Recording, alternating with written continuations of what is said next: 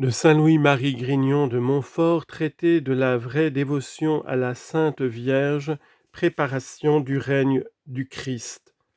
Suite. Les hommes, dit saint Thomas, font vœu au saint baptême de renoncer au diable et à ses pompes.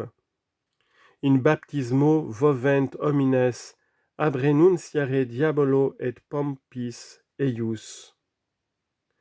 Dans le baptême, les hommes se vouent à renoncer, à rejeter le démon et toutes ses pompes. Et ce vœu, dit saint Augustin, est le plus grand et le plus indispensable. Votum maximum nostrum quo vovimus nos in Christo esse mansuros. Le vœu le plus grand, notre vœu le plus grand, est que nous nous vouions au Christ pour être rendus libres en lui. C'est aussi ce que disent les canonistes. Precipum votum est quod in baptismate facimus. Le premier des vœux est celui que nous faisons dans le baptême. Cependant, qui est-ce qui garde ce grand vœu? Qui est-ce qui tient fidèlement les promesses du saint baptême? Presque tous les chrétiens ne faussent-ils pas la fidélité qu'ils ont promise à Jésus-Christ dans leur baptême? D'où peut venir ce dérèglement universel, sinon de l'oubli où l'on vit des promesses et engagements du saint baptême et de ce que presque personne ne ratifie par soi-même le contrat d'alliance qu'il a fait avec Dieu par ses parrains et marraines. Cela est si vrai que le Saint Concile de Sens, convoqué par l'ordre de Louis le Débonnaire pour remédier au désordre des chrétiens qui étaient grands, jugea que la principale cause de cette corruption dans les mœurs venait de l'oubli et l'ignorance où l'on vivait des engagements du saint baptême. Et il ne trouva point de meilleur moyen de remédier à un si grand mal que de porter les chrétiens à renouveler les vœux et promesses du saint baptême.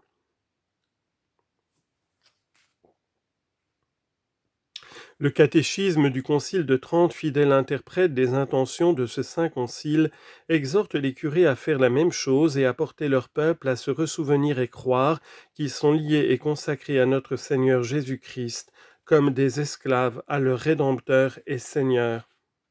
Voici ces paroles. Parocus fidelem populum adeam rationem cohortabitur ut sciat ecum esse nos ipsos non secus ac mancipia redemptori nostro et domino in perpetuum adicere et consecrare. Le pasteur devra donc exhorter les fidèles à ne jamais perdre de vue que c'est de Jésus-Christ que nous avons pris notre nom de chrétien, que nous ne pouvons ignorer les immenses bienfaits dont il nous a comblés, puisque lui-même a bien voulu nous les faire connaître par la foi, et que par conséquent nous sommes tenus en conscience, et plus que tous les autres hommes, de nous dévouer et de nous consacrer à jamais à notre très saint Rédempteur et Seigneur Jésus-Christ, comme ses serviteurs dévoués et ses esclaves bien-aimés. Or, si les conciles, les pères et l'expérience même nous montrent que le meilleur moyen pour remédier au dérèglement des chrétiens est de les faire souvenir des obligations de leur baptême et de leur faire renouveler les vœux qu'ils y ont faits, n'est-il pas raisonnable qu'on le fasse présentement d'une manière parfaite par cette dévotion et consécration à notre Seigneur Jésus-Christ par sa Sainte Mère? Je dis d'une manière parfaite parce qu'on se sert pour se consacrer à Jésus-Christ, du plus parfait de tous les moyens, qui est la très sainte Vierge. On ne peut pas objecter que cette dévotion soit nouvelle ou indifférente. Elle n'est pas nouvelle puisque les conciles, les pères et plusieurs auteurs anciens et nouveaux parlent de cette consécration à notre Seigneur ou rénovation des vœux du saint baptême comme d'une chose anciennement pratiquée et qu'ils conseillent à tous les chrétiens. Elle n'est pas indifférente puisque la principale source des désordres et par conséquent de la damnation des chrétiens vient de l'oubli et de l'indifférence pour cette pratique. Quelques-uns peuvent dire que cette dévotion nous fait donner à notre Seigneur par les mains de la très sainte Vierge la valeur de toutes nos bonnes œuvres, prières et mortifications et aumônes, et elle nous met dans l'impuissance de secourir les âmes de nos parents amis et bienfaiteurs. Je leur réponds premièrement qu'il n'est pas croyable que nos amis parents ou bienfaiteurs souffrent du dommage de ce que nous nous sommes dévoués et consacrés sans réserve au service de notre Seigneur et de sa Sainte Mère. Ce serait faire injure à la puissance et à la bonté de Jésus et de Marie, qui sauront bien assister nos parents, amis et bienfaiteurs de notre petit revenu spirituel ou par d'autres voies. Secondement, cette pratique n'empêche point qu'on ne prie pour les autres, soit morts, soit vivants, quoique l'application de nos bonnes œuvres dépende de la volonté de la très sainte Vierge. C'est au contraire ce qui nous portera à prier avec plus de confiance. Tout ainsi qu'une personne riche qui aurait donné tout son bien à un grand prince, afin de l'honorer davantage, prierait avec plus de confiance ce prince de faire l'aumône à quelqu'un de ses amis qui la lui demanderait. Ce serait même faire plaisir à ce prince que de lui donner occasion de témoigner sa reconnaissance envers une personne qui s'est dépouillée pour le revêtir, qui s'est appauvrie pour l'honorer. Il faut dire la même chose de notre Seigneur et de la Sainte Vierge. Ils ne se laisseront jamais vaincre en reconnaissance. Quelqu'un dira peut-être, si je donne à la très Sainte Vierge toute la valeur de mes actions pour l'appliquer à qui elle voudra, il faudra peut-être que je souffre longtemps en purgatoire. Cette objection qui vient de l'amour-propre et de l'ignorance de la libéralité de Dieu et de sa Sainte Mère se détruit d'elle-même. Une âme fervente et généreuse qui prise plus les intérêts de Dieu que les siens, qui donne à Dieu tout ce qu'elle a sans réserve en sorte qu'elle ne peut pas plus, non plus ultra, qui ne respire que la gloire et le règne de Jésus-Christ par sa Sainte Mère, et qui se sacrifie tout entière pour la gagner, cette âme généreuse, dis-je, et libérale, sera-t-elle plus punie en l'autre monde pour avoir été plus libérale et plus désintéressée que les autres? Tant s'en faut. C'est à cette âme, comme nous verrons dans la suite, que notre Seigneur et sa Sainte Mère sont très libéraux, dans ce monde et dans l'autre, dans l'ordre de la nature, de la grâce et de la gloire. Il faut maintenant que nous voyions le plus brièvement que nous pourrons les motifs qui nous doivent rendre cette dévotion recommandable, les effets merveilleux qu'elle produit dans les âmes fidèles et les pratiques de cette dévotion. Cette dévotion nous livre entièrement au service de Dieu. Premier motif qui nous montre l'excellence de cette consécration de soi-même à Jésus-Christ par les mains de Marie.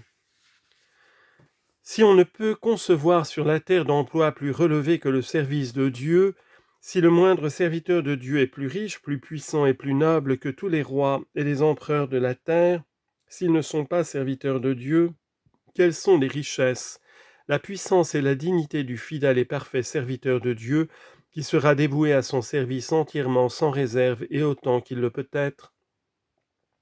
Tel est un fidèle et amoureux esclave de Jésus en Marie, qui s'est donné tout entier au service de ce roi des rois, par les mains de sa Sainte Mère, et qui n'a rien réservé pour soi-même.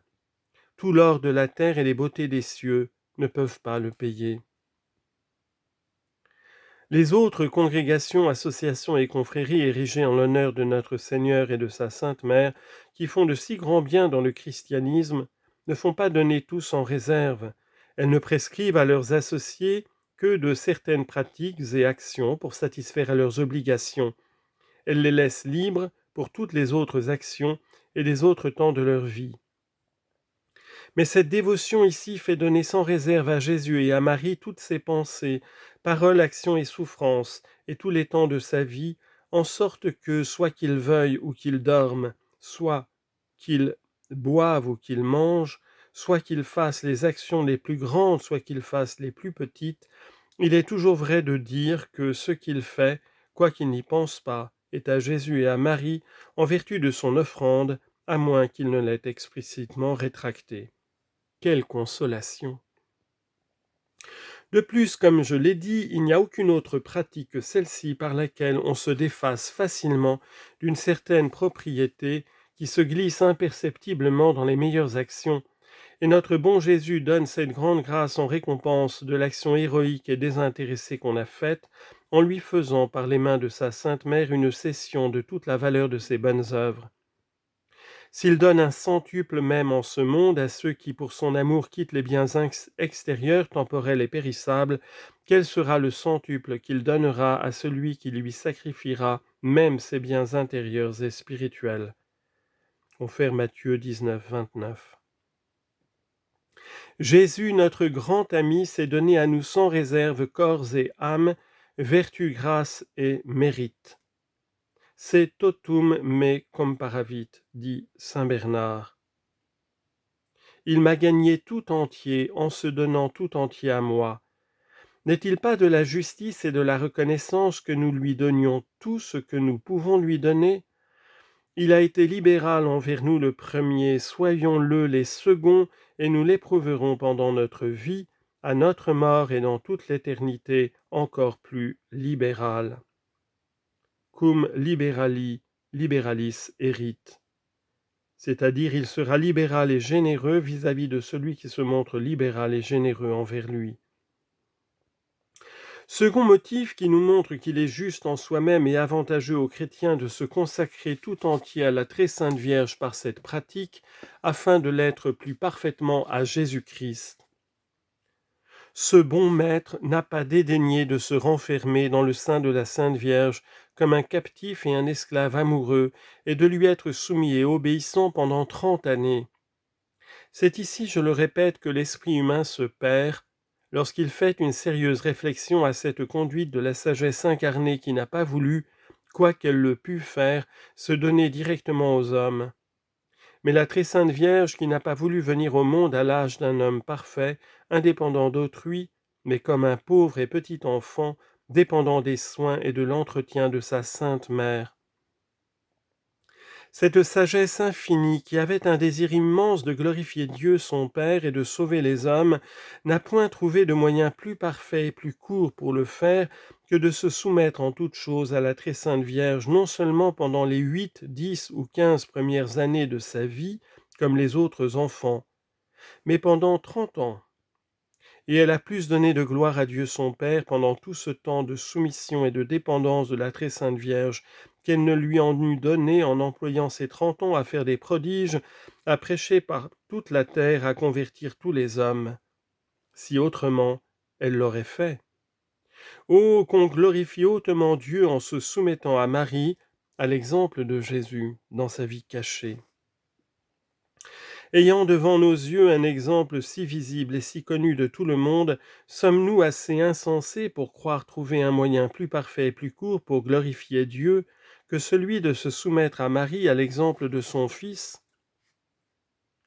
Qu'on se rappelle ici pour preuve de la dépendance que nous devons avoir de la très sainte Vierge, ce que j'ai dit ci-dessus, en rapportant les exemples que nous donnent le Père, le Fils et le Saint-Esprit dans la dépendance que nous devons avoir de la très sainte Vierge.